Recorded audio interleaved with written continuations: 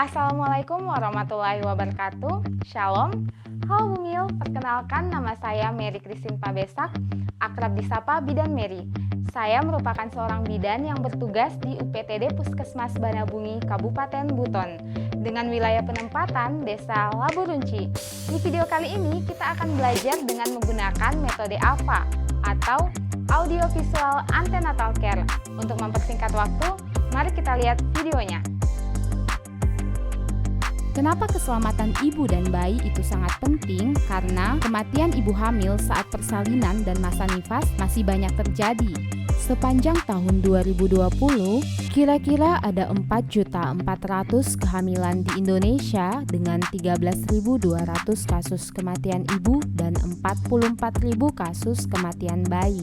Hal ini mengantarkan Indonesia menduduki predikat negara dengan angka kematian ibu dan angka kematian bayi tertinggi se-Asia Tenggara. Permasalahan ini sebenarnya dapat dihindari jika ibu rutin melakukan pemeriksaan antenatal care.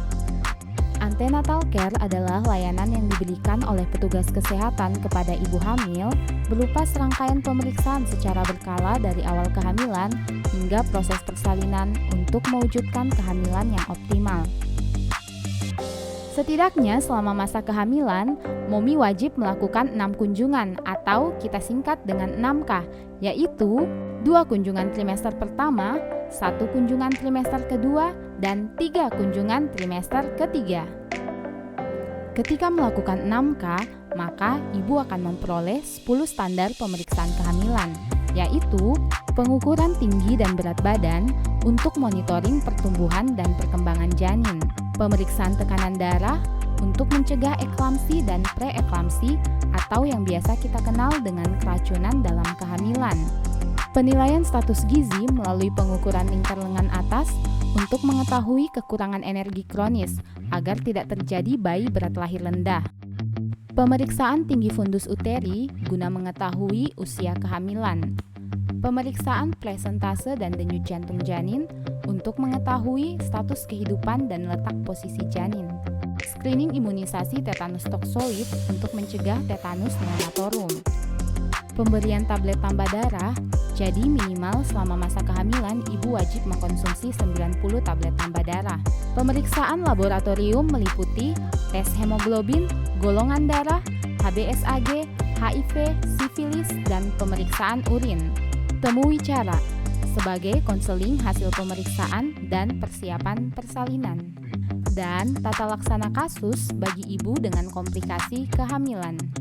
Dengan melakukan pemeriksaan antenatal care yang teratur, maka Momi akan memperoleh berbagai manfaat, di antaranya informasi kesehatan ibu serta tumbuh kembang janin di dalamnya, mengetahui komplikasi yang menyertai kehamilan ibu secara dini sehingga dapat menurunkan dan mencegah kesakitan maupun kematian ibu dan bayi, mempersiapkan peran ibu dan keluarga untuk menerima kelahiran bayi, serta mempersiapkan ibu melewati masa nifas dengan baik sehingga dapat memberikan ASI eksklusif untuk bayinya. Nah, adanya pandemi COVID-19 membuat pergerakan Bumil untuk melakukan pemeriksaan kehamilan menjadi terbatas, dikarenakan rasa takut yang berlebihan jika tertular COVID-19.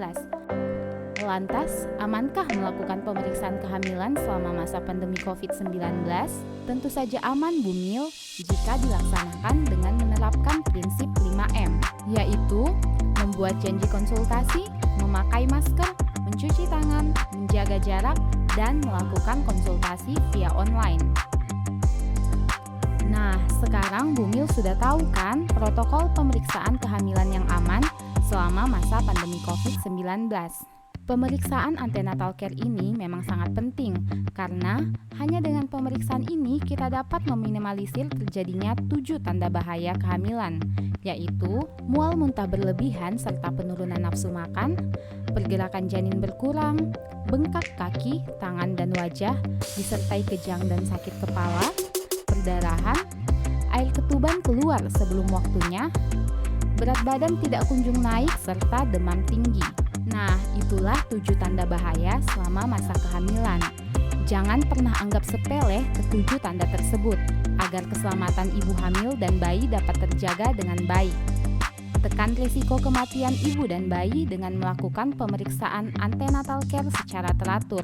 Dan jangan lupa libatkan keluarga karena keselamatan ibu dan bayi adalah tanggung jawab kita bersama.